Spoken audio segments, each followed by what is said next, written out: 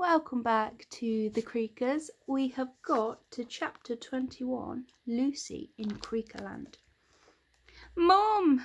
Lucy called out across Main Street, Creakerland, but her call was completely ignored, not just by her mum, but by every misbehaving grown-up around.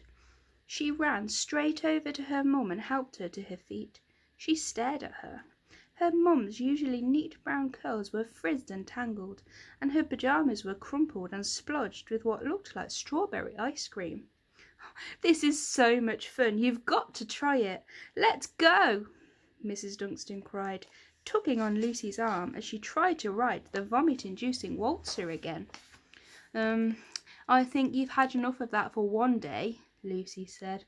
"Oh, yes, mummy," said Lucy's mum, mocking Lucy for being so bossy.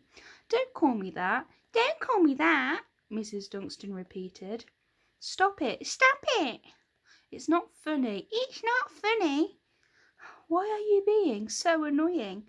Why are you being so annoying?" "Oh, I'm not annoying. You are."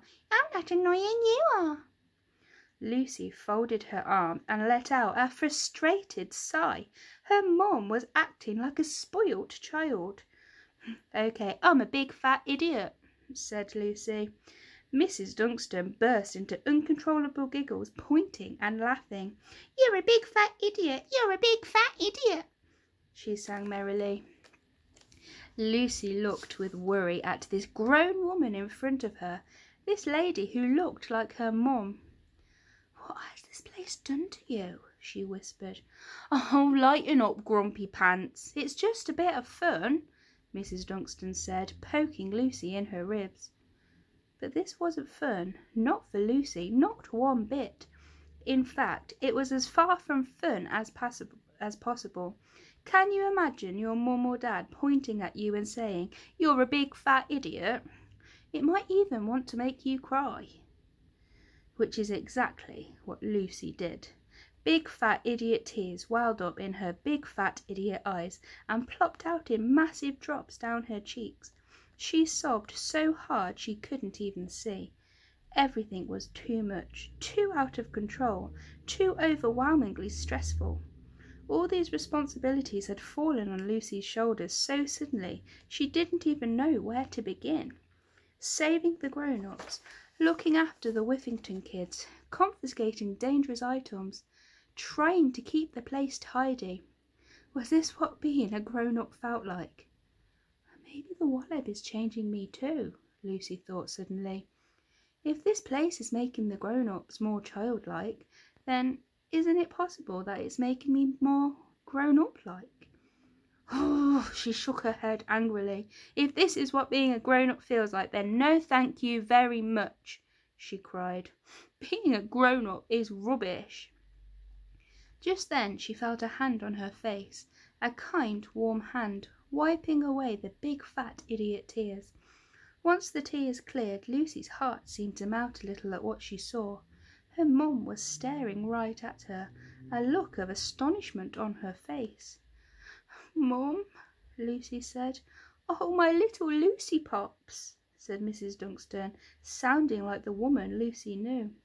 "What happened?" Lucy asked, wondering why her mum had suddenly woken from the strange Wallab magic. I can't really explain it," Mrs. Dunstan said, scratching her head. "One minute I was feeling all excited about riding these roller coasters, and then I heard something that made everything else seem unimportant." "What was it?" "You," Mrs. Dunstan said. "But I was calling you and trying to speak to you, Mum." "Really? I don't remember that. I just remember hearing you crying.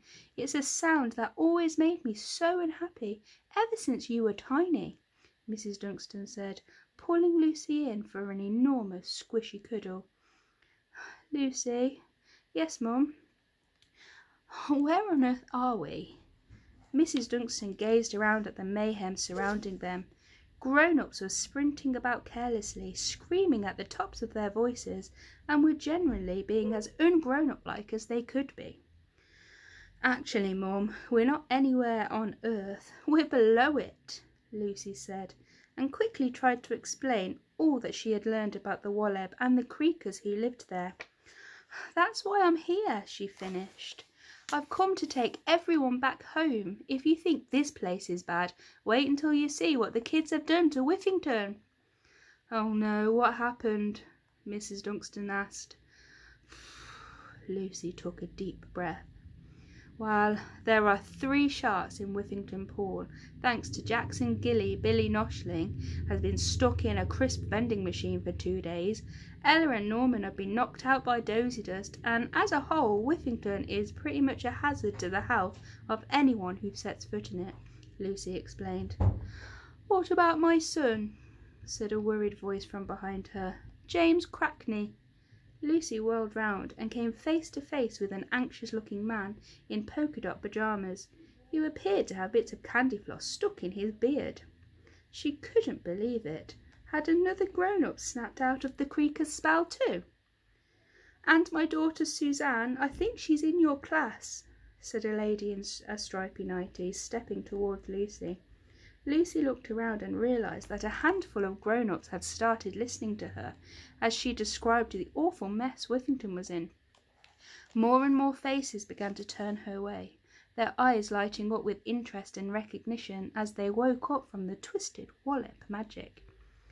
"Fetch me my clothes at once," ordered May Annoying. "We must get back up there." "Fetch your own blooming clothes," snapped Mrs. Annoying, the mayor's wife, stepping out of the crowd. "Oh yes, of course, my dear," the mayor bumbled. Lucy smiled. The Wallop's powers were fading. The grown-ups were grown up. Not only that, Creakerland was fading too.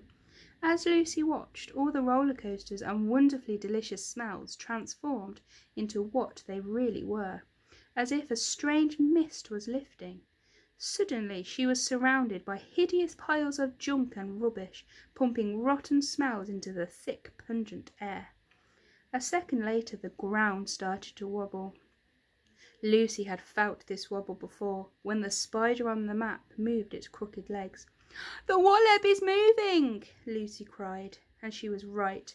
A huge tunnel twisted open in the gnarled walls next to where Lucy and the grown-ups of Whiffington had gathered, and Lucy glimpsed a row of small, gleaming eyes looking at her from the darkness.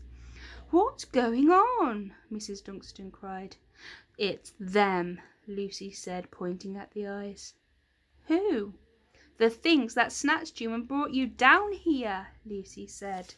"It's the Creakers." Things just keep getting worse, don't they?